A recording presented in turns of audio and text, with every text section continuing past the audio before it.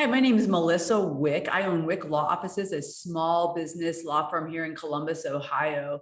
Today, I'm talking to you coaches and trainers and consultants and yoga instructors who like to lead retreats or sort of like hands-on workshops for your business. I'm all about that stuff, but I want to talk to you today about how to CYA, babies, because when you have people come to your office or your space, sometimes things happen. So you want to make sure that you have a nice, tidy release and waiver handy for all these amazing clients to sign so that they understand the risks and the exposure that they may encounter when they attend one of your workshops. Okay, so full disclosure, you can't just sort of like wave away all of your liability. You can't have someone like release liability or release the ability to sue you if you're acting sort of negligently, right? Like negligence or gross negligence is kind of the bar, right? So you do have to operate under a standard of care. And I know all of you guys definitely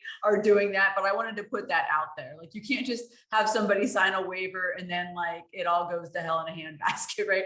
So you do have to exercise certain levels of care. Okay, so what should your waiver include, right? So the first thing I want to say is it ought to state the known risks as you know them, right?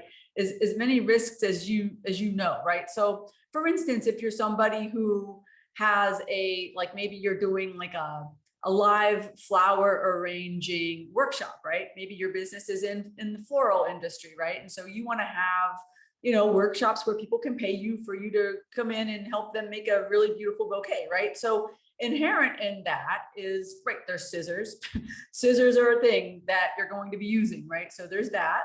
There's also other cutting tools. There's also flowers, have a reputation for destroying certain fabrics, right? So you have the liability that maybe a beautiful stargazer lily will get some of its stargazer lily dust on somebody's beautiful blouse, right? So those are sorts of things that you might mention in your waiver, just that, these things could happen. And if they do, I'm not liable. The next thing people always want to talk to me about when they're having these events is like, and this is so typical, right? Like, well, people want to have a couple glasses of wine when they're making their bouquet.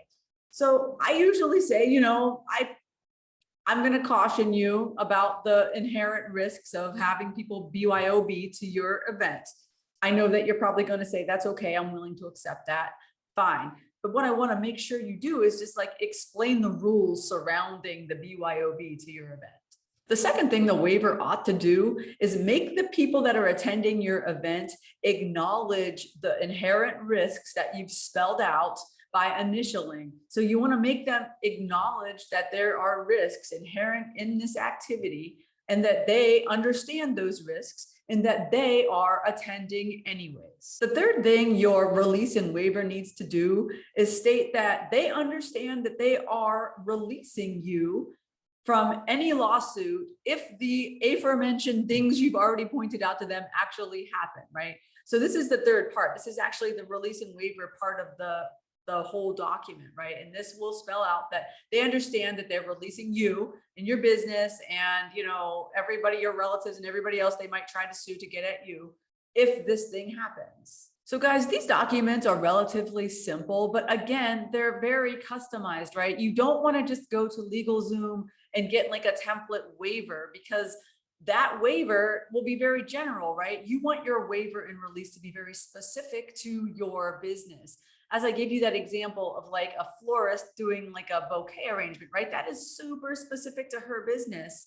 And maybe, you're a yoga instructor. And so you want to have a retreat. It's going to involve yoga.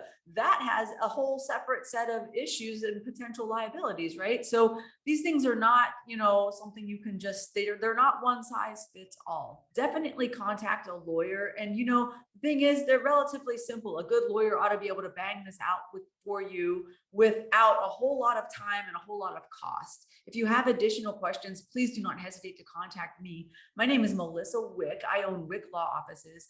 My email is mwick@mwicklaw.com. And my phone number is 614-572-6366. Thanks so much for watching.